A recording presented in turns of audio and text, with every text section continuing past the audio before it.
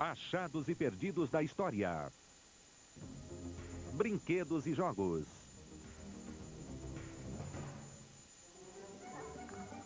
Como você gosta de jogar? Seja sincero, você prefere o cachorro, o carro ou a cartola? Quais propriedades você tenta comprar primeiro? O banco imobiliário é a diversão capitalista por excelência, e este pequeno tributo ao mercado imobiliário possui origens complicadas. Ele se tornou uma história de sucesso real ao transformar um pobre inventor em um milionário. Mas, sendo fiel ao espírito do jogo, este inventor pode ter roubado a ideia da verdadeira criadora.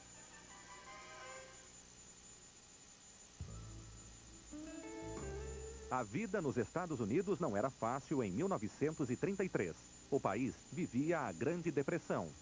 Um engenheiro desempregado chamado Charles Darrow estava cansado de ser pobre, então reuniu alguns objetos domésticos e criou algo que entraria para a história.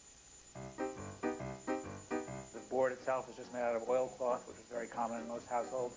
The little hotels and houses are just bits of molding that he bought at a lumber yard, chopped up, and the graphics can be more basic, your fountain pen and a ruler. E a ideia do jogo? Bom, a ideia já existia há algum tempo.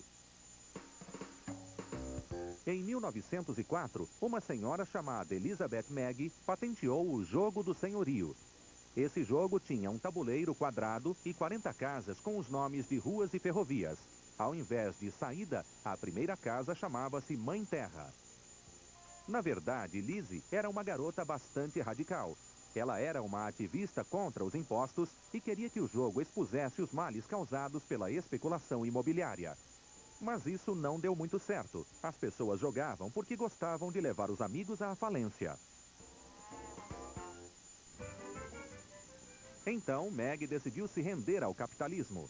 Ela atualizou o jogo e ofereceu-o a Parker Brothers em 1924. Eles não quiseram comprá-lo, mas o jogo sobreviveu. Algumas pessoas faziam seus próprios tabuleiros, como este, de 1920. Muitos jogadores trocavam os nomes do tabuleiro pelos das ruas, cidades e ferrovias locais. Por volta de 1932, Charles Todd, da Pensilvânia, criou sua versão caseira do jogo, usando as ruas de Atlantic City, uma cidade famosa por atrair turistas. Todd gostava de chamar seus amigos para jogar, amigos como Charles Darrow. Lembra-se do Sr. Darrow? Pois é, ele mesmo. Darrow viu que o jogo tinha futuro e quis o monopólio sobre o banco imobiliário. Ele começou a fazer suas próprias cópias, mas seus primeiros tabuleiros eram redondos.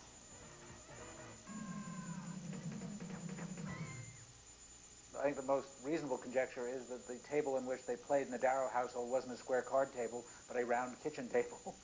And so the cloth was cut to fit. It was customized.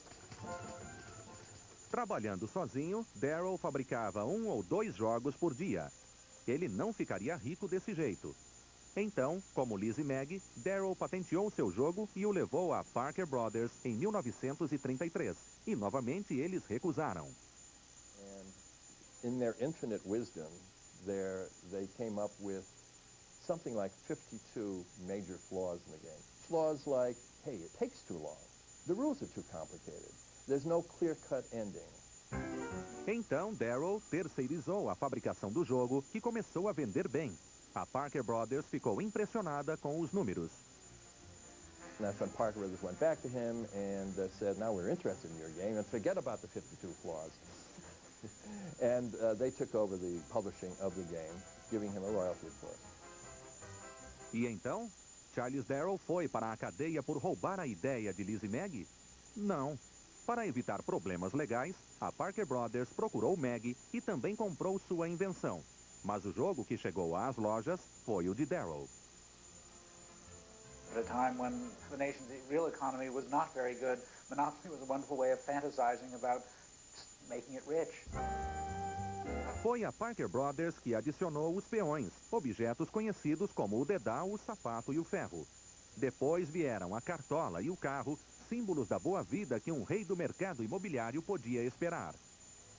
Mas mesmo quando produzido em massa, o jogo continuou quase idêntico ao de Darrow. Mallory, the policeman, Jake the Jailbird in jail over there. They were his artwork, and we've kept those. I mean, that's tradition. O Banco Imobiliário viveu muito mais do que dezenas de jogos em que a Parker Brothers apostava. Ele é jogado por famílias há gerações, incluindo milionários verdadeiros como a família Forbes. The game can go on forever, and you can get wonderfully mad at each other. Earthquakes were usually how some of our early games ended. O Banco Imobiliário transformou Darryl em um milionário, permitindo que ele se aposentasse aos 46 anos. Quanto ao tabuleiro de oleado, a cópia mais antiga conhecida do jogo, Darryl o deu ao seu cunhado. Ele, por sua vez, o passou à sua sogra. E ela o deu ao seu sobrinho. Ele permaneceu na família por 60 anos. Em 1992, a família leiloou o jogo na Sotheby's. Foi uma notícia emocionante para a família Forbes, que havia convertido a coleção de brinquedos antigos do patriarca Malcolm Forbes em um museu. A Forbes Magazine Gallery comprou o conjunto. A magazine which calls itself the capitalist tool, what toy or game is more appropriate for a gallery with toy soldiers and toy boats than to have the earliest surviving games of Monopoly? O Banco Imobiliário foi fabricado em mais de 20 línguas e adaptado a cidades como Londres e Moscou. Mas, quaisquer que sejam os nomes das propriedades, todos têm suas estratégias. The Red Series, Illinois, and that set. People seem to land there a lot. I mean, obviously everyone always liked Boardwalk and Park Place, but the number of times people could skip around those hotels and Boardwalk always seemed very unfair unless it was me. O tabuleiro circular original, feito à mão por Charles Darrow, está em exibição na Forbes Magazine Gallery, em Nova York, assim como as versões mais antigas de Elizabeth Maggie e Charles Todd. A seguir, o primeiro videogame do mundo.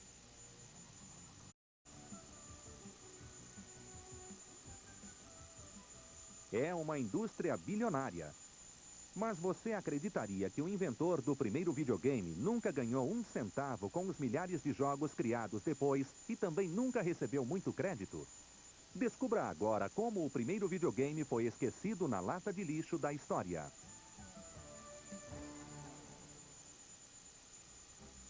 Em 1958, o mundo era muito diferente. Os computadores não dominavam nossa vida. Na verdade, poucas pessoas sabiam o que eles eram. As máquinas enormes eram mantidas em laboratórios onde homens inteligentes estudavam números infindáveis. Um desses lugares era o Laboratório Nacional Broken Heaven, em Long Island, Nova York. O laboratório estudava capacidades atômicas, o que começou a gerar boatos pela cidade. Então, decidiram criar dias comunitários para mostrar o que realmente faziam lá. The departments sort of vied among themselves to see who could put on the most interesting display. As demonstrações não eram muito divertidas.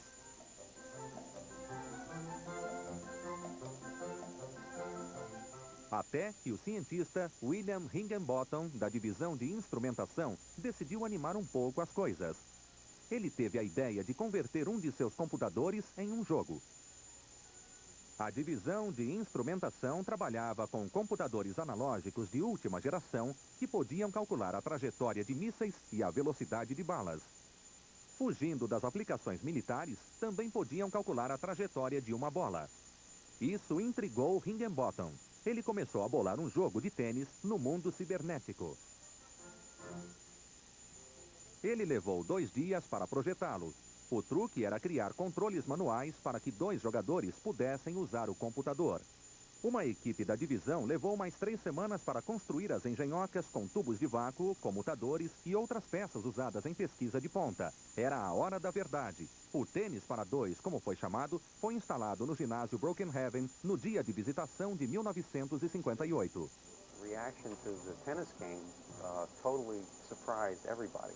The line to play the game went out the door and around the building.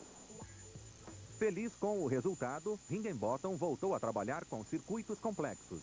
Ele não estava pensando em lucros ou patentes. But at that time, there really wasn't anywhere to go with it because it required expensive, heavy equipment that wasn't really a commercial system. Even if he had patented it, the proceeds from the patent would have gone gone directly to the Atomic Energy Commission. He told me it never occurred to him. He was the holder of over 20 patents, some very important patents, but this for him was not something novel. He thought it was fun. Era muito divertido, e foi assim que Higginbotham mudou o futuro dos computadores. Hoje eles são mais do que grandes calculadoras, eles são máquinas de entretenimento. O tênis para dois foi exibido novamente em 1959 e esse parecia ser o fim do primeiro videogame. All the pieces were disconnected and sent back to their original purpose.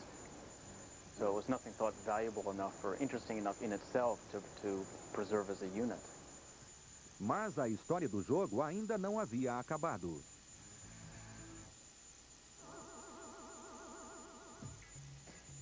A ideia de jogos eletrônicos caseiros só tomou fôlego nos anos 60.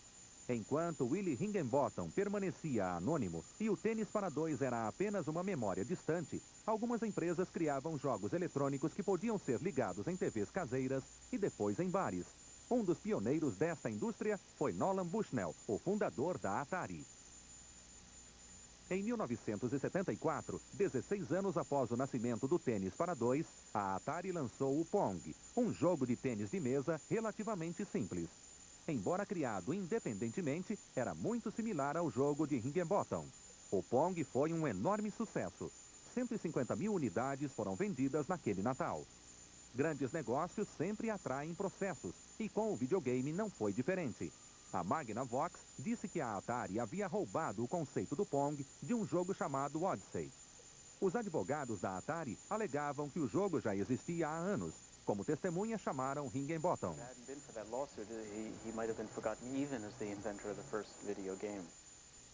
Após o testemunho de Higginbotham dizendo que havia criado um jogo similar em 1958, a Magnavox desistiu do processo e só então Higginbotham tornou-se conhecido por sua invenção.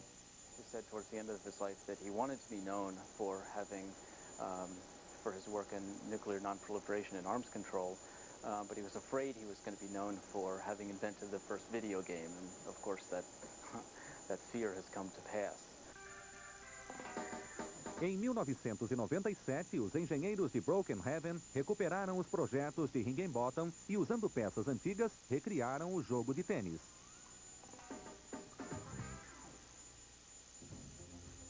O jogo original de William Higginbotham foi descartado. A recriação de 1997 encontra-se no Laboratório Nacional Brookhaven, em Upton, Nova York.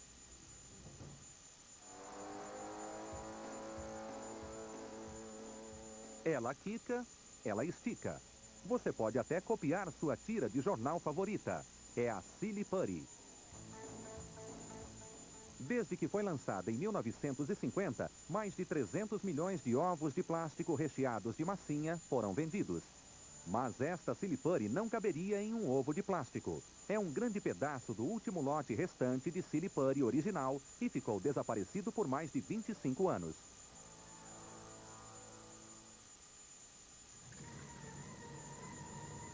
Tudo começou durante a Segunda Guerra Mundial, quando os japoneses cortaram o suprimento de borracha do Extremo Oriente para os Estados Unidos. A borracha era um material indispensável para o exército. Todos os jipes e tanques precisavam dela. Então, os cientistas americanos tiveram que inventar um material sintético para substituir a borracha natural. Cientistas como James Wright, um engenheiro do laboratório da General Electric, em Connecticut. Um dia, durante suas experiências, Wright acidentalmente misturou silicone com ácido bórico. A mistura formou um composto, mas era muito mole para substituir a borracha. Ele transformou a massa em uma bola e a jogou no chão. E ela quicou. Podia não ser a resposta para a escassez de borracha, mas era divertido. Depois que as pessoas a pegavam, não queriam mais largar. A General Electric ficou intrigada e fabricou mais daquela estranha substância para distribuir aos engenheiros na esperança de que encontrassem uma aplicação prática para ela. Nenhum uso prático para a substância, apelidada de massa pulante, foi encontrado. Mas ela se tornou uma curiosidade nas festas de New Haven, onde os engenheiros a exibiam. Foi em uma dessas festas que ela acabou nas mãos de um executivo de marketing desempregado chamado Peter Hodgson. Hodgson viu que as pessoas não conseguiam parar de brincar com a massa. Então, apesar de ter 12 mil dólares em dívidas, ele conseguiu um empréstimo de 147 dólares para fabricar e distribuir a substância. Ele comprou um lote do produto da General Electric. Mas ele sabia que a massa precisava de boa publicidade e de um nome mais chamativo para fazer sucesso. O nome que ele escolheu foi Silly Putty.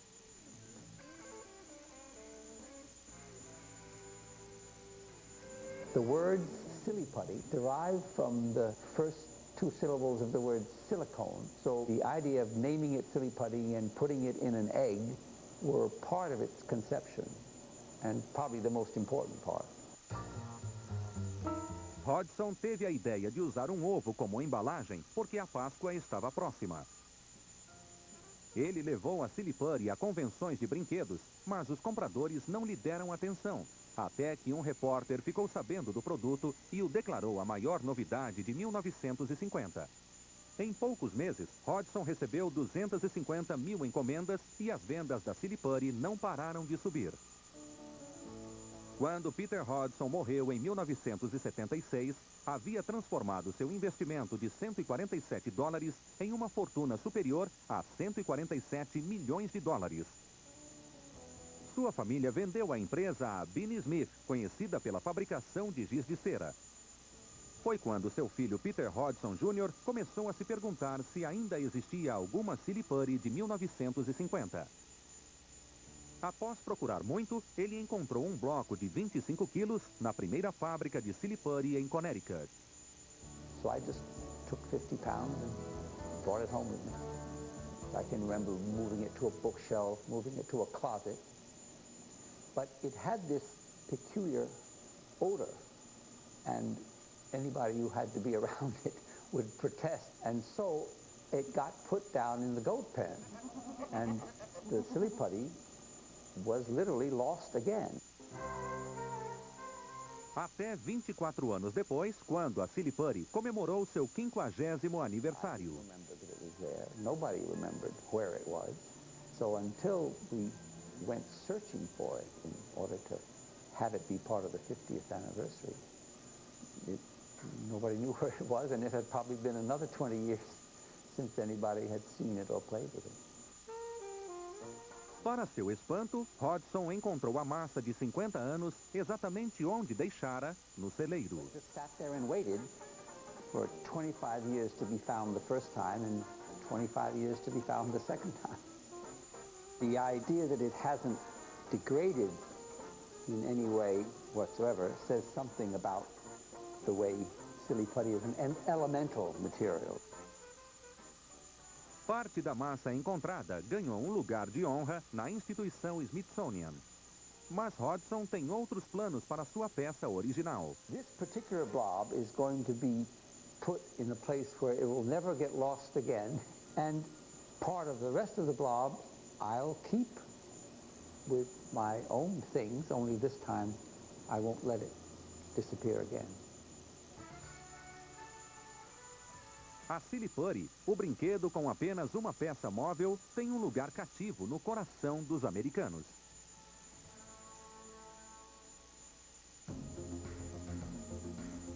A Silly Putty mais antiga está em exibição no Crayola Hall of Fame, em Easton, Pensilvânia.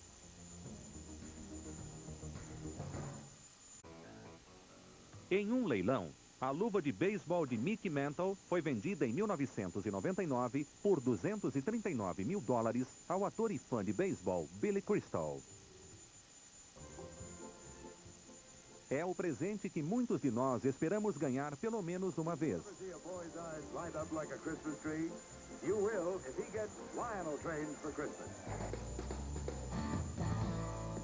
Não um trem qualquer, mas as miniaturas do Orient Express da Lionel, o nome definitivo em trens de brinquedo. Mas o primeiro trem elétrico da Lionel não era nada extravagante. Feito a partir de materiais domésticos, era uma obra-prima de simplicidade. Esta é a história do sonho de infância de um homem e de como ele abriu o caminho para um dos brinquedos mais queridos do mundo.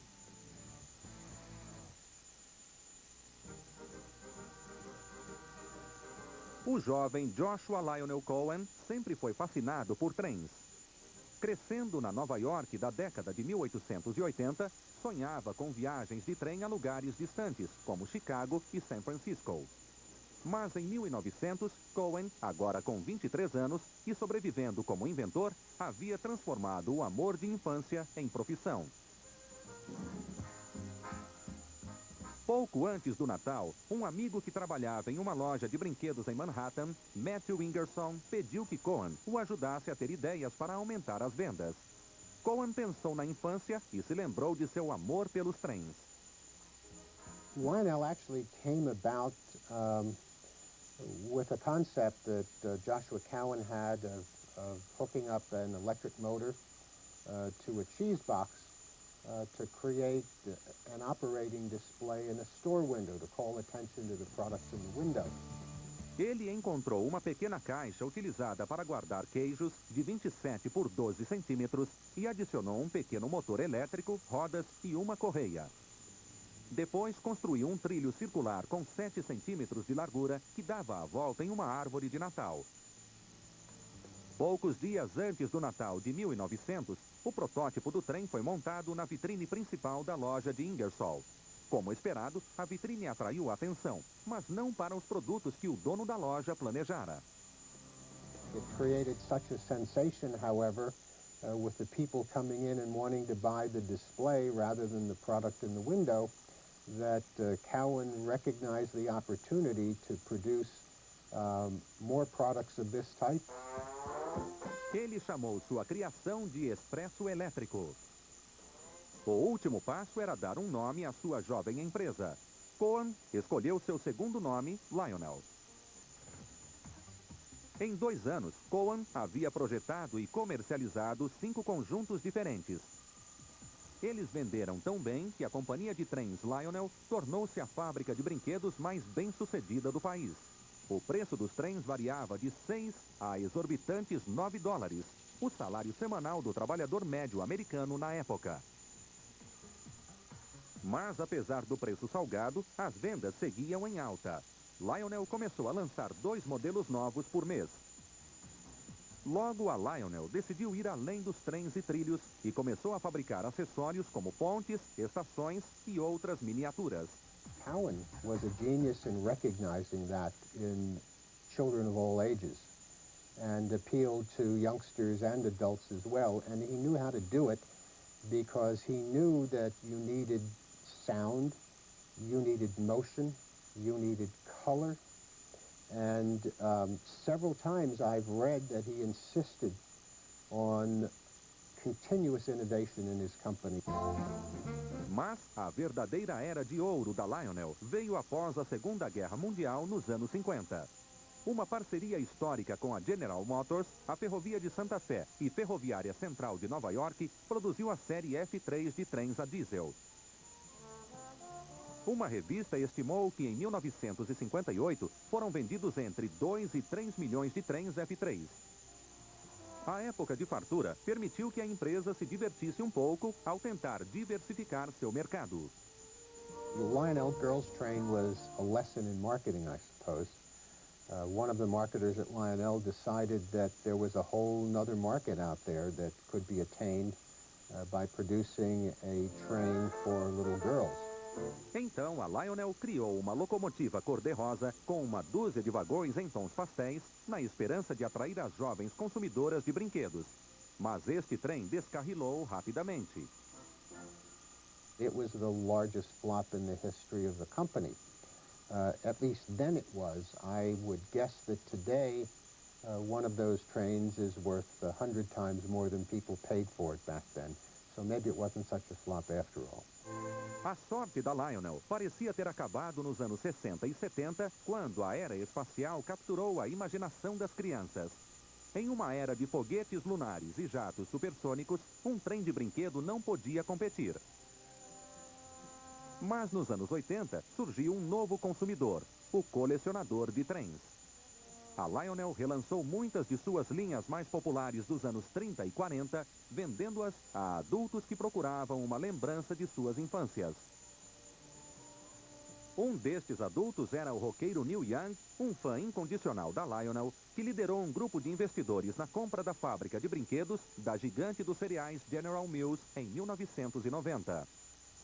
O protótipo original da Lionel ficou nas mãos da família de Joshua Cohen por mais de 85 anos, passando a maior parte de seu tempo em um cofre de banco até 1991, quando foi doada aos arquivos da Lionel e totalmente restaurada.